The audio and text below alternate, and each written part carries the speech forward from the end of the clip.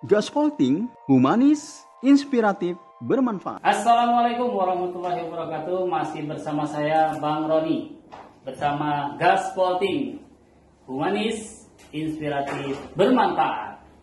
Ya, di sini bersama saya Bang Maulana yang punya Mampang Perapatan. Iya. Yeah. Amin, amin. Masya Allah. Gimana Bang kabarnya? Alhamdulillah. Masya Allah. Nih, sedikit Bang kita ngobrol dikit ya nih ya tentang masalah COVID-19 yang melanda Indonesia udah lumayan lama nih, ya kan? Yeah. Nah, sejak COVID-19 semua ekonomi carut marut, ya nggak?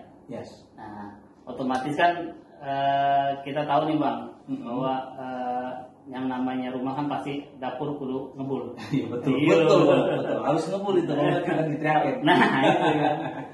Ya. Berapa keluarga yang harus kita dapurnya supaya ngebul kan itu kan. Ya. Termasuk semua. Saya juga kena karena saya ojek online jadi kena juga. Nah, kayaknya kemarin tuh sempat viral nih, ya, bahwa Bang Maulana ini mempunyai bisnis ketika COVID itu punya solusi gitu. Yeah. Boleh Bang cerita sedikit Bang tentang bagaimana menghadapi COVID dan bagaimana supaya dapur kita tetap ngebul gitu Bang. Baik. Ya gini kawan-kawan Gaspol. Jadi memang kalau dalam dunia berbisnis itu yang kita utamakan adalah action. Jangan terlalu banyak berpikir. Gitu. Apapun yang bisa jadikan sebuah peluang di depan kita itu ambil. Walaupun itu dalam khayalan kita tuh belum tentu mampu. Tapi ambil aja dulu. Gitu. Itu syaratnya, ambil lalu action. Nah itu akan menjadikan nanti kita akan berpikir ketika kita sudah melakukan sebuah bisnis nanti ada semacam inovasi-inovasi. Disitulah kita timbulkan sebuah pemecahan dari segala permasalahan yang ada. Contoh ketika saya mau dagang telur. Ini berawal dari dagang telur. Ini orang pada di rumah semua. Apa yang saya bisa lakukan di saat dapur saya harus ngebul, saya bayar kontrakan, saya harus bayar pegawai, sedangkan ada salah satu unit usaha saya itu berhenti semua. Apa tuh Bang? Semacam laundry, kontrakan orang nggak bayar, terus dan lain-lain.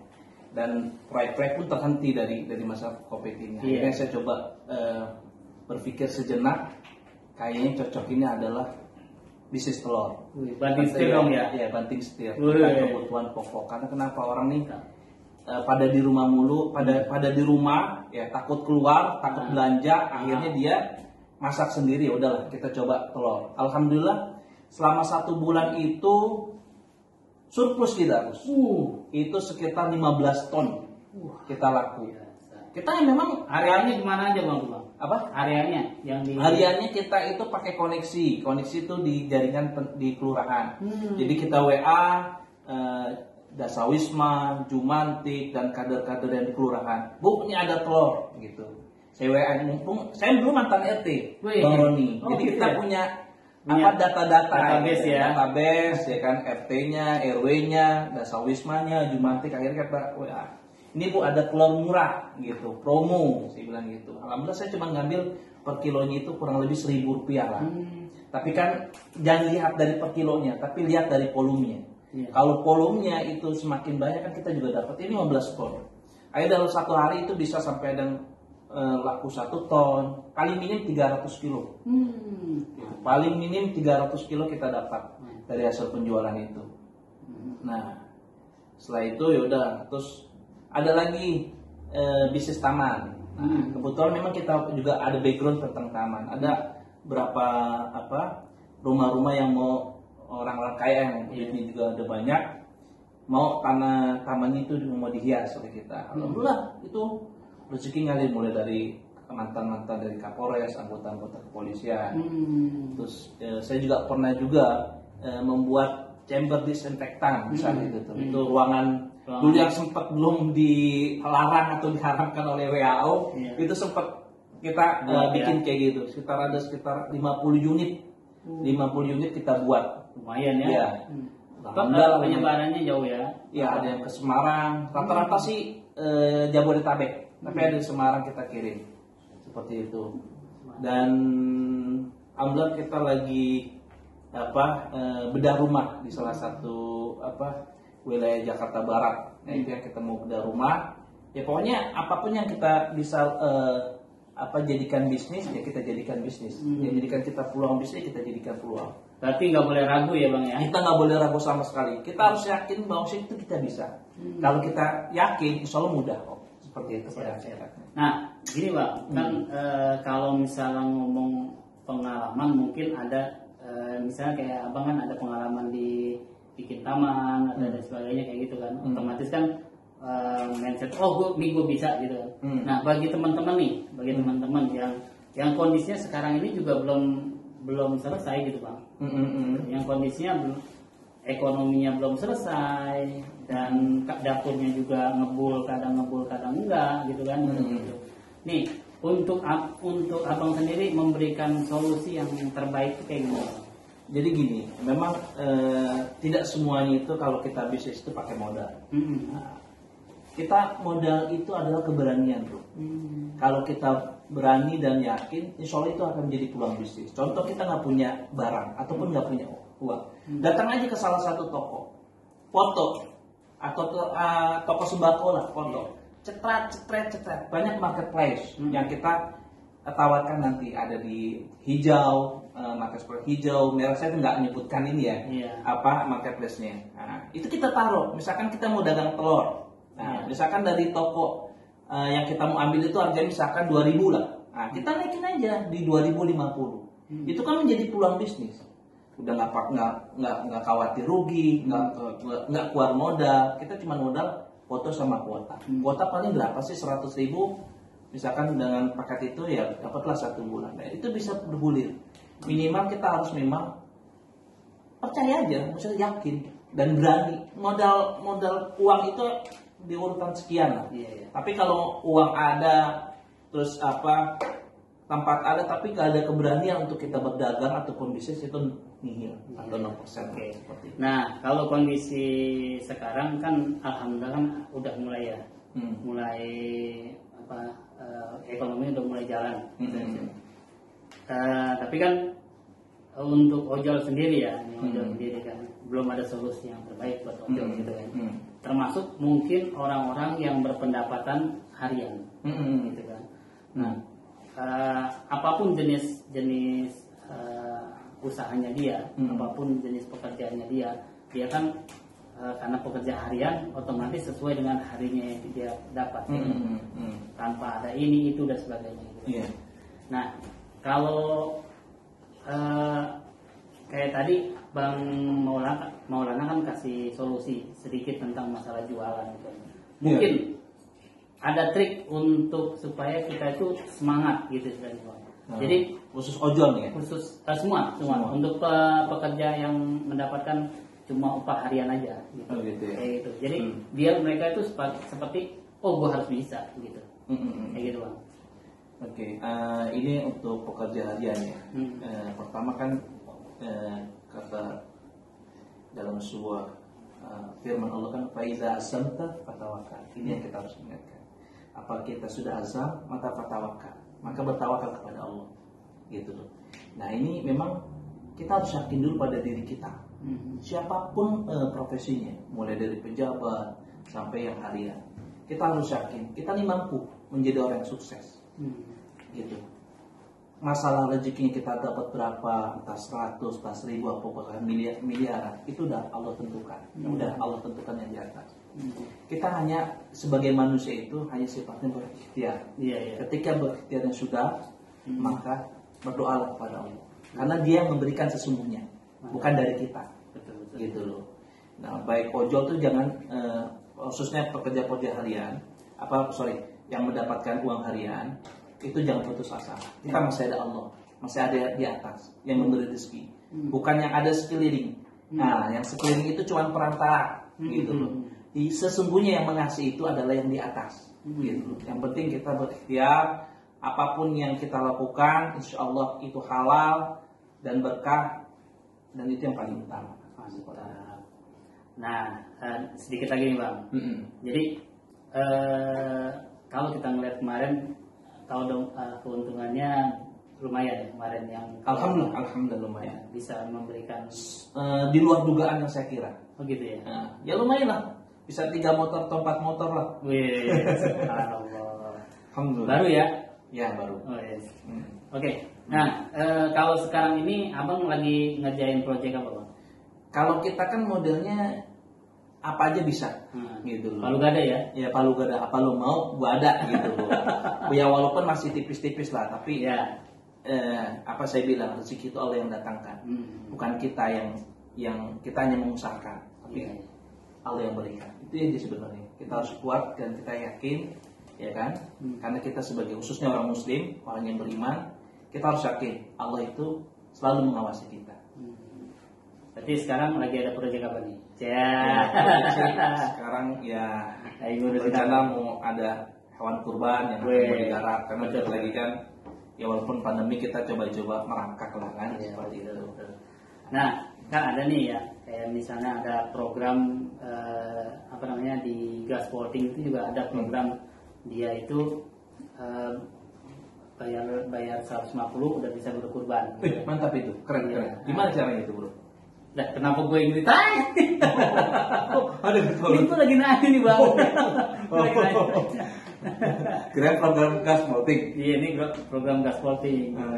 Jadi gini bang, itu contoh program yang kita punya gitu kan dari Gasporting sendiri gitu. Kalau misalnya Bang Maulana nih untuk memudahkan orang untuk membeli, untuk memudahkan orang untuk bersegera berkurban, dan untuk memudahkan orang-orang yang misalnya ingin berjualan dengan di bawah naungannya Bang Maulana, gimana nih? Oh gitu. Nah, jadi kalau saya dulu gini ceritanya Bang Roni. Aku dulu punya peternakan kambing Bang Roni. Gitu loh, di daerah Indramayu. Wah. Gitu. Dulu aku pernah sekitar beli 20 ekor. Terus Itu ekornya doang apa? 20 ekor kambing. Oh. Gitu dengan 1 jantan 19 betina. Oh. Gitu. Saya beli waktu itu pada saat lagi pandemi lah, orang-orang lagi butuh duit buat sawah. Saya beli itu di kampung saya, kampung ibu saya khususnya. Saya beli dengan harga lumayan murah lah kan. Akhirnya ada 20 terus berkembang biak menjadi sekitar 50 ekor dulu. Nah, permasalahannya gini, akhirnya itu ya karena saya bahasanya nggak ada ngurusin, akhirnya saya jual satu persatu. Tapi alhamdulillah sudah menguntungkan. Nah dari situlah saya tahu bagaimana cara berbisnis hewan kurban. Seperti itu. Nah emang tadinya kita mau bikin tabungan kurban Bang Roni, gitu bikin tabungan berkurban. Jadi modelnya lu titip 1 kambing ke gua, nanti prosesnya bagi 2. Udah nanti lu tinggal hitung berapa biaya konsumsi untuk makan dan lain-lain seperti itu. Nanti dibagi bareng. Nah, tadi ada modul kayak seperti itu. Jadi sistemnya kerjasama. Jadi kita rawat, kita tanggung jawab full, insya Allah amanah. Tapi karena terusnya bergesernya waktu, akhirnya kita pecah konsentrasi itu. Akhirnya untuk sementara mandek, tapi kita mau kembangkan, ingin mau kembangkan kembali. Nah, kalau misalnya kayak tadi tuh tabungan kurban ya, cakep juga tuh. Ya boleh juga sih tabungan kurban Bang Roni. Memang kalau lebih baik sih gak usah tabungan kurban lah. Jadi modelnya tabungan ternak kalau lebih bagus. Oh gitu ya. Jadi dia beli 1 ekor kambing sekaligus, nanti kurbannya nanti tahun depan.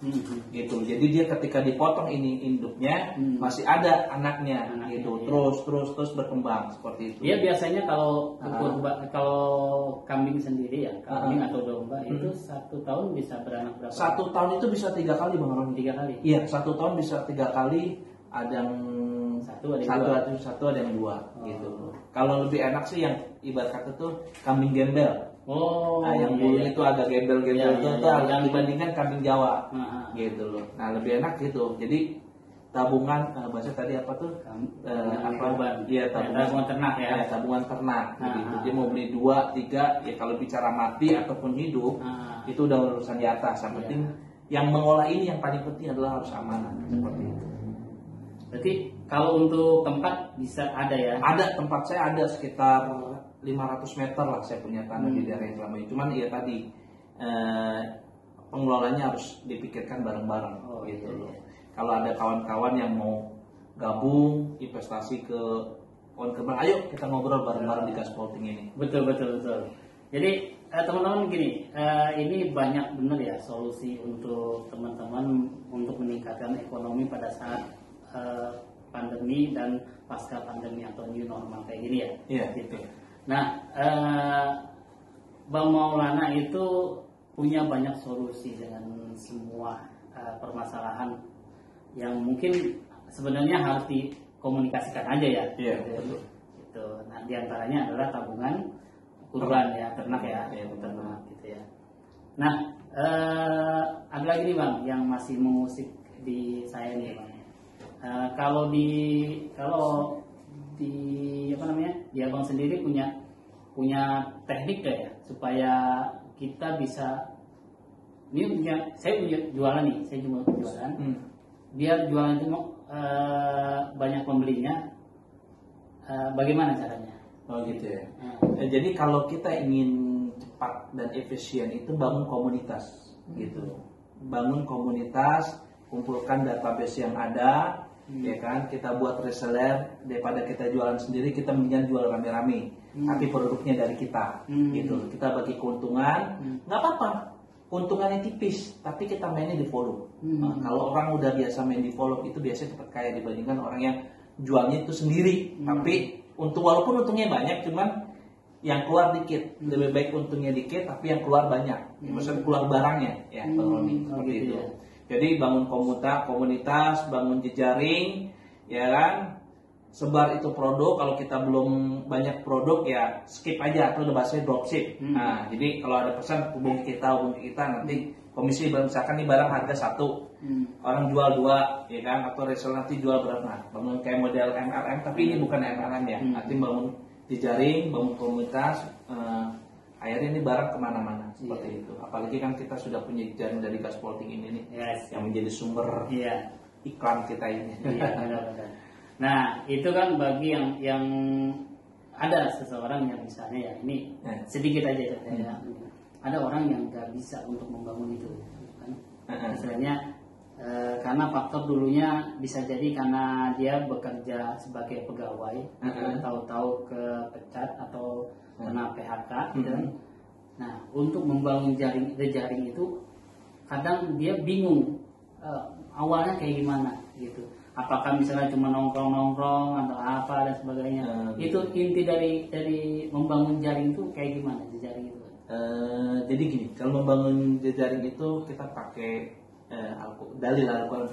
Jadi zawil kurba, cari kerabat dekat. Jadi kalau kita membangun jejaring itu cari kerabat dekat kita dulu. Kita rilis satu, siapa nih teman kita nih paling dekat, misalkan dari yang paling dekat dari sekarang lah teman mantan kantor gitu loh.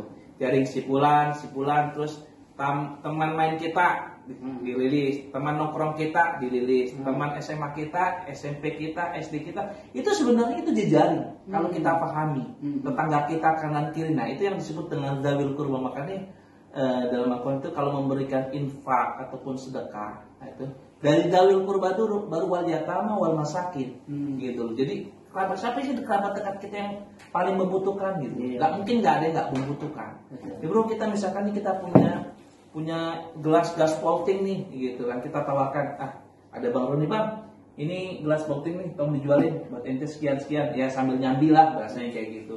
Mudah-mudahan ada rezeki di tangan ente gitu kan. Jadi rezeki itu dari mana-mana seperti itu modelnya. Jadi kita bangun jejaring mulai dari teman yang terdekat kita, tongkrongan kita, tetangga kita. Nah itu kita ada di si Fulan sebenarnya. Masalah mau ataupun tidak mau itu kita gak usah pikirkan mereka. Yang penting kita udah coba. Karena saya bilang rezeki itu sudah ada yang beri, gitu. Kita cuma hanya mengikhtiarkan, usahakan. Ini cakep. Nih seru nih sebenarnya pembicaraan kita Bang. Cuman karena faktor waktu, ya enggak. Nanti kita akan ngobrol lagi nih Bang. Siap. Kan siap, mudah-mudahan Bang Maulana siap untuk kita panggil kembali nih. Sure. Dengan sharing-sharing yang lebih dahsyat lagi, yang lebih memukau lagi. Mungkin bisa jadi bagaimana trik untuk mendapat omset luar biasa. Amin. Oke, itu aja. Kami berdua undur diri. Nantikan kembali di season selanjutnya di Gaspolting Humanis, Inspiratif, Bermanfaat. Assalamualaikum warahmatullahi wabarakatuh. Subscribe bro.